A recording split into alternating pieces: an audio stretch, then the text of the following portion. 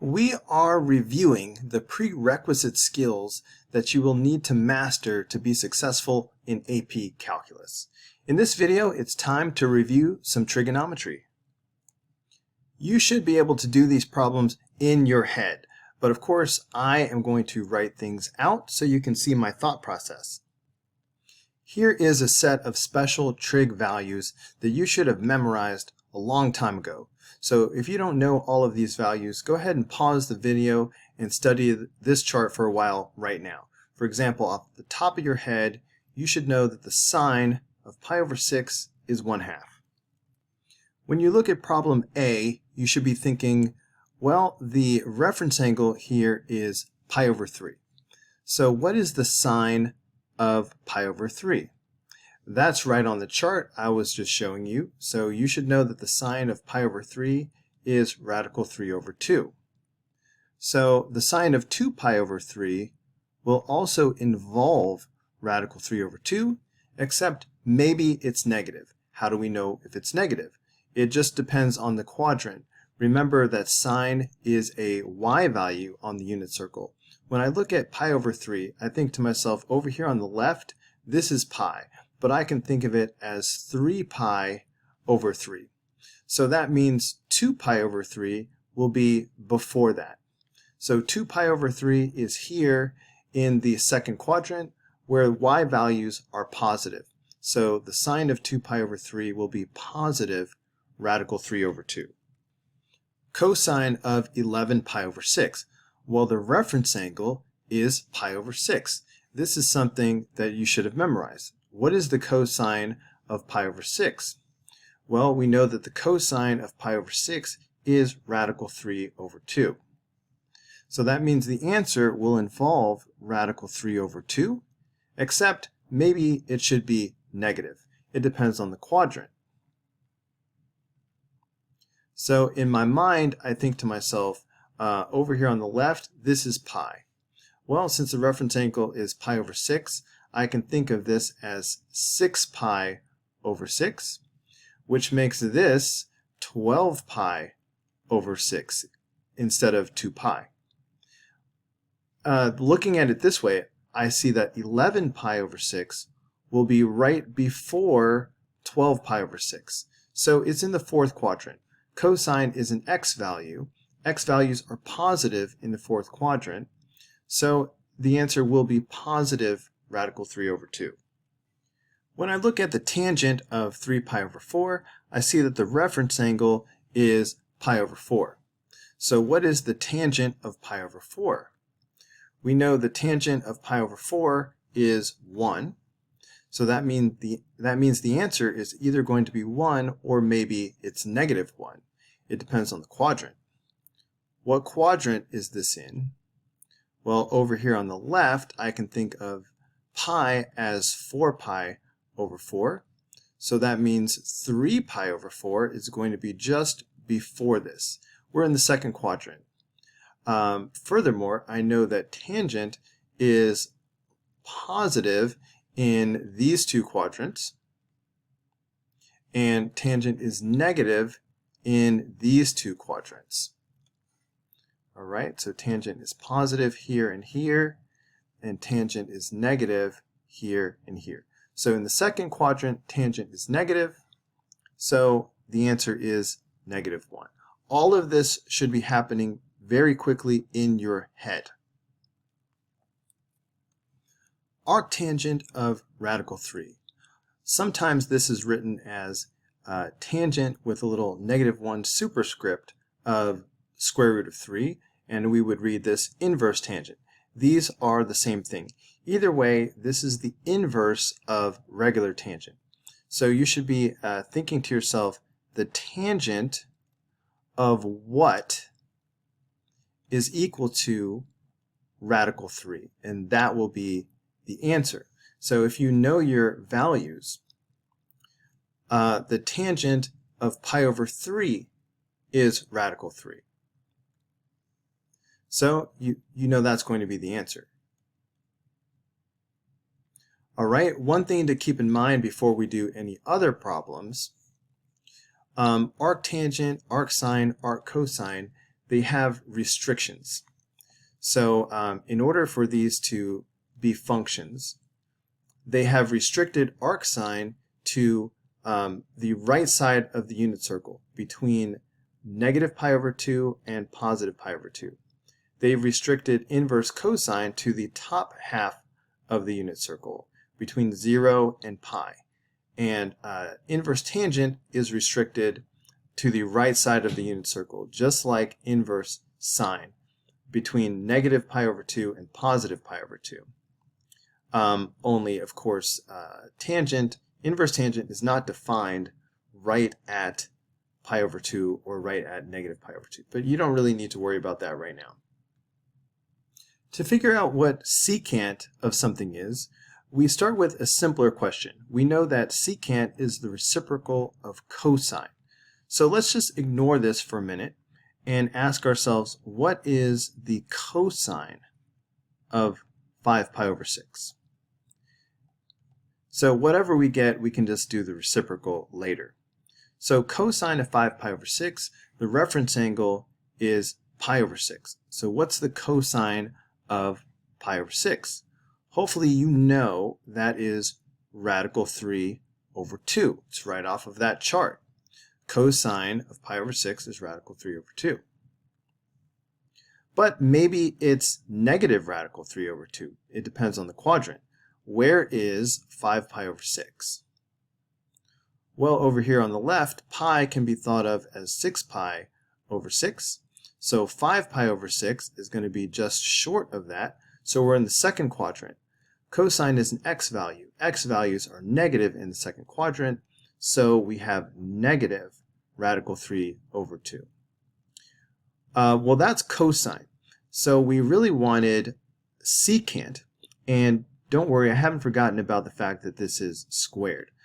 First, because this is really secant, we're going to do the reciprocal of this. So we're going to put negative 2 over radical 3. But because it is secant squared, we will simply square this. Squaring a negative will make it a positive, so you can disregard the negative sign. 2 squared is 4. When you square a radical, the radical goes away. So the final answer should be 4 over 3. Okay, we have arc cosine of negative radical 2 over 2. So this is where we ask ourselves, the cosine of what is equal to negative radical 2 over 2? Start by figuring out the reference angle. So ignore the negative sign for a second. The cosine of what is positive radical 2 over 2? Hopefully you know that is pi over 4. There are 4 angles with a reference angle of pi over 4. There's one in every quadrant. To help me name them, I like to think to myself that over here at pi, this is the same as 4 pi over 4. And around here at 2 pi, this is the same as 8 pi over 4. That helps me visualize that just before 4 pi over 4 is 3 pi over 4. And right after 4 pi over 4 is 5 pi over 4. Right before 8 pi over 4 is 7 pi over 4. And of course, in the first quadrant is the reference angle itself of pi over 4. All of these reference angles will give me radical 2 over 2. It's just that cosine will give me a positive in the first quadrant and in the fourth quadrant. All right, x values are positive on the right-hand side. Cosine will give me a negative on the left side in the second quadrant and in the third quadrant. In this case, I want cosine to be negative. So I'm either going to be looking at the second quadrant or the third quadrant. However, inverse cosine has restrictions. So remember, inverse cosine is only allowed to be on the top half of the unit circle, between 0 and pi. So that means the actual answer can only be 3 pi over 4.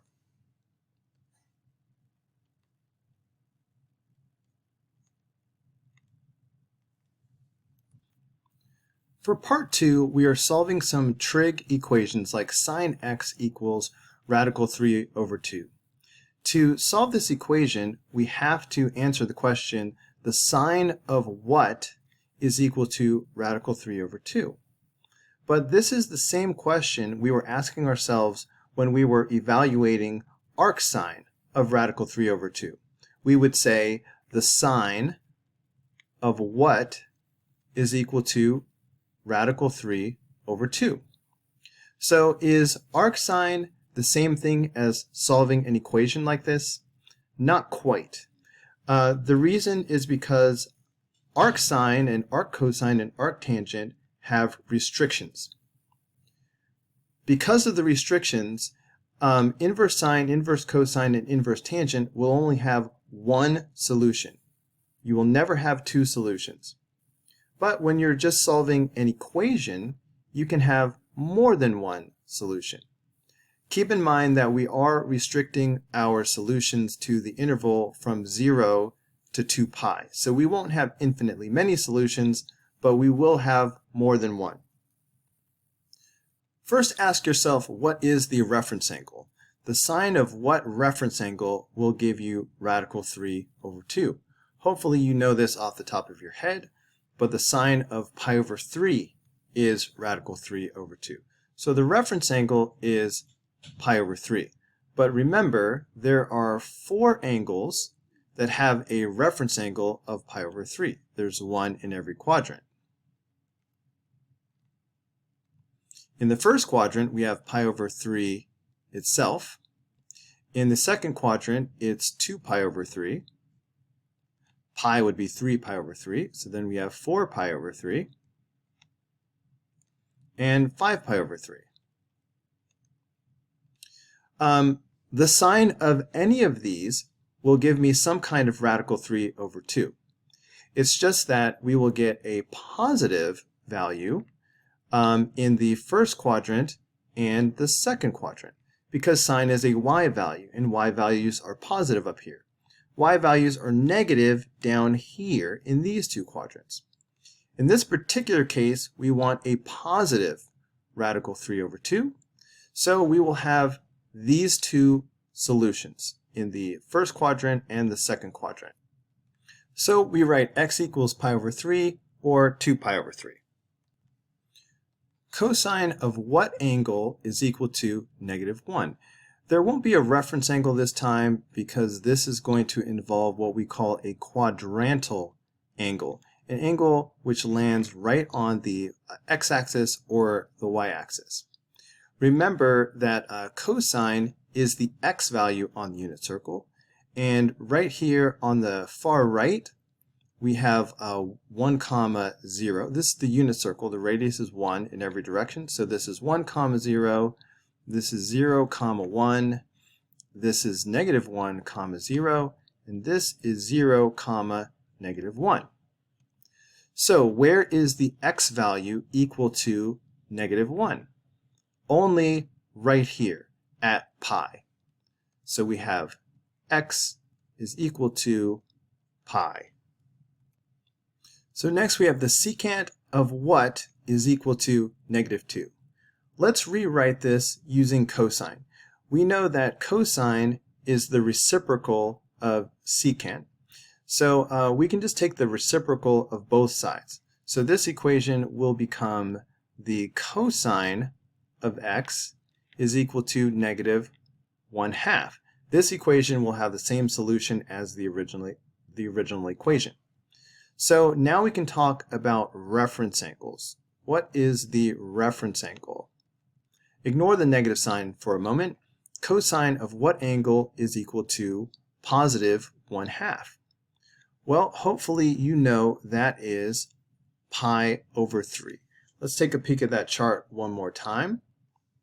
The cosine of pi over 3 is 1/2. You have to have these values memorized. So the reference angle is pi over 3.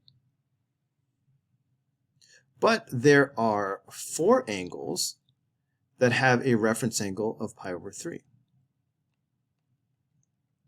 We have pi over 3 itself in the first quadrant. In the second quadrant, we have 2 pi over 3. In the fourth quadrant, we have 4 pi over 3. Wait, this third quadrant, we have 4 pi over 3. And in the fourth quadrant, we have 5 pi over 3. The cosine of any of these will give me 1/2. But these two angles will give me a positive 1/2 because cosine is an x value and x values are positive on the right. These two angles will give me a negative 1/2. In this case, we want cosine to equal negative 1/2, so our solutions will be 2 pi over 3 and 4 pi over 3. So we write x equals 2 pi over 3 and 4 pi over 3. Part D, the tangent of what is radical 3? Well, let's start by naming the reference angle. Pi over 3. The tangent of pi over 3 is radical 3. Check it out. The tangent of pi over 3 is radical 3. So that's just the reference angle.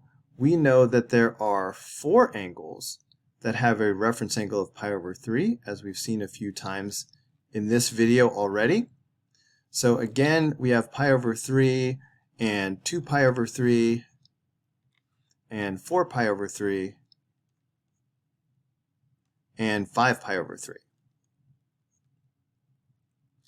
However, remember that tangent is positive in the first quadrant and in the third quadrant, and tangent is negative in the second quadrant and the fourth quadrant. In this case, we want a positive value, so our solutions will be pi over 3 and 4 pi over 3. So we write x equals pi over 3 and 4 pi over 3. Just for a minute, I want you to compare the difference between the problem we just did, the tangent of x is equal to radical 3, and look back at part D that we did a moment ago, the arctangent of radical 3. What's the difference between these?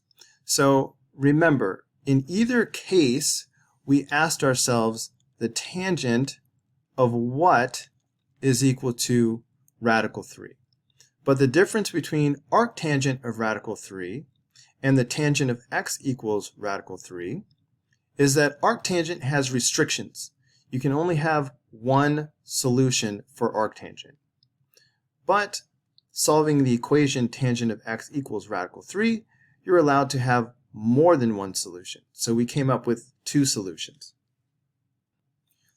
Problem F is a type that students really struggle with when you have a multiple inside of the trig function. So I want you to really watch this carefully. I'm going to do it off to the side where I have more space.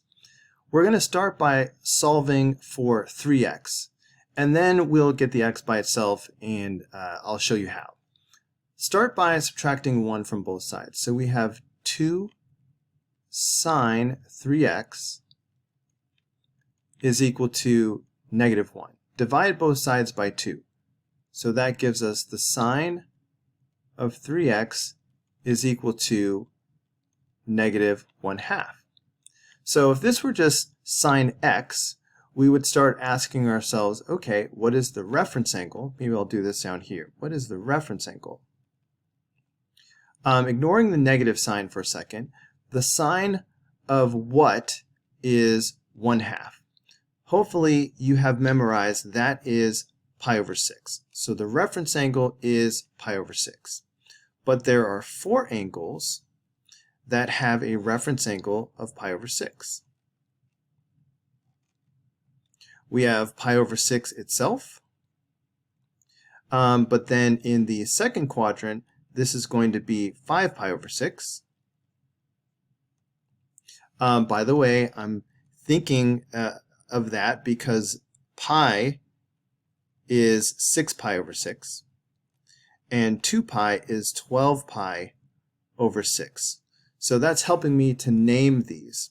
5 pi over 6 will be right before 6 pi over 6, and right after 6 pi over 6 will be 7 pi over 6.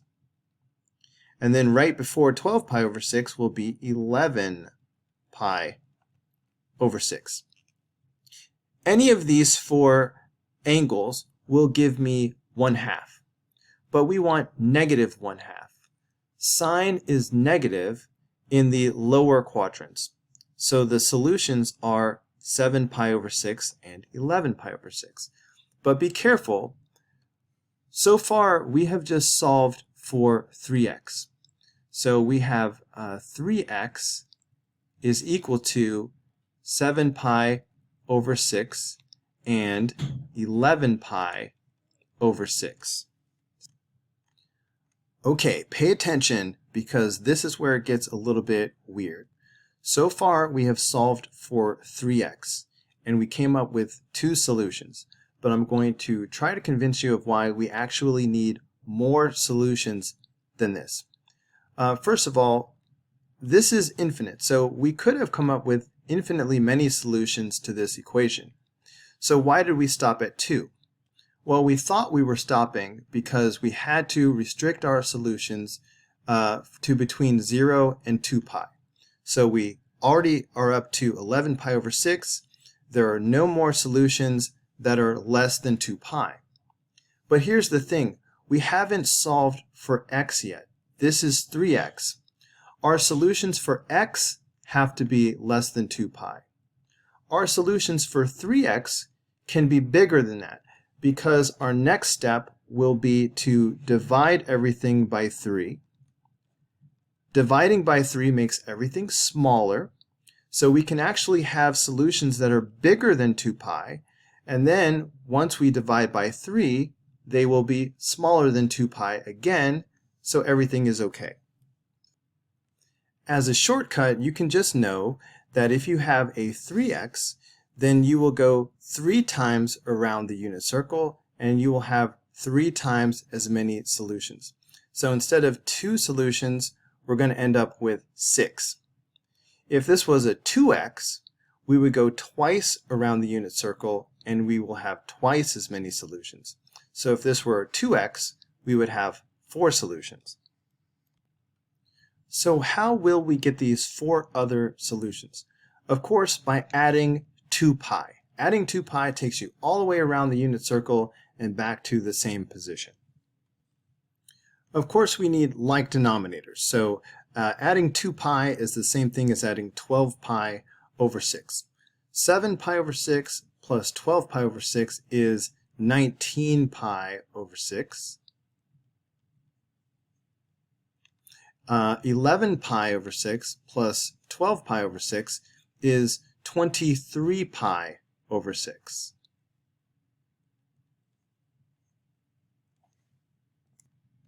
So now we've gone twice around the unit circle. We need to go around a third time because this is 3x.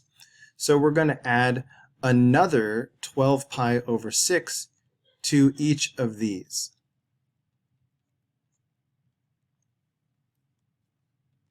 And that will give us 31 pi over 6 and 35 pi over 6. So right now, these solutions, except for the first two, are too big. They're bigger than 2 pi, but that's okay because we are going to now divide everything by 3, and they will all be less than 2 pi again. So remember, quick little side note, if you want to take a fraction and then divide by an extra number. So say if I had 2/3 and I wanted to divide by 5. All I do is put that 5 in the denominator. So this would be the same thing as 2 over 3 times 5. So it would be 2 over 15. So when you divide a fraction by a number, you just multiply that extra number by the denominator. So keep that in mind right now. I'm going to divide all of these by 3. But when I divide by 3, this 3 is going to end up sitting in the denominator of each of these. So each of these is going to end up as 18. Okay, this is how you divide by 3. You just put 3's in all of the denominators. So this is the final answer with 6 solutions less than 2 pi. Still not convinced that all of these are less than 2 pi? Well, let's look at the biggest one, 35 pi over 18. What is the decimal approximation of 35 over 18? Okay, so that's about 1.9. That means that 35 pi over 18 is approximately equal to 1.9 pi, which is a little bit less than 2 pi. Let's look at one more example. First of all, I am more comfortable with tangent than I am with cotangent. So let's take the reciprocal of both sides of the equation, and we can rewrite this as the tangent of 2x is equal to, well, this is fun. The reciprocal of 1 is still 1, so that's pretty easy. So what is the reference angle that we are dealing with? The tangent of what is 1? Hopefully you know that is pi over 4 right off the top of your head. There are 4 angles with a reference angle of pi over 4. There's one in every quadrant. But the tangent will be positive in certain quadrants and negative in others. In this case, we want tangent to equal positive 1. And we know that tangent is positive in the first quadrant and in the third quadrant. So if we were sticking to 1 revolution around the unit circle, we would have the solutions of pi over 4 and 5 pi over 4. However, because this is a 2x, we are going to go 2 times around the unit circle. And really, we can go further because we're going to turn around and divide by 2 later. That's why we can go twice as far, because we're going to divide by 2 and make all the values half as much. We will get the second pair of values by adding 2 pi to the values that we already have. Adding 2 pi is the same as adding 8 pi over 4. So pi over 4 plus 8 pi over 4 is 9 pi over 4. And 5 pi over 4 plus 8 pi over 4 is 13 pi over 4. To get x by itself, we're going to divide everything by 2. But remember, dividing a fraction by 2 means multiplying the denominator by 2. So all of these will be over 8. So we actually have all 4 of these solutions which are less than 2 pi.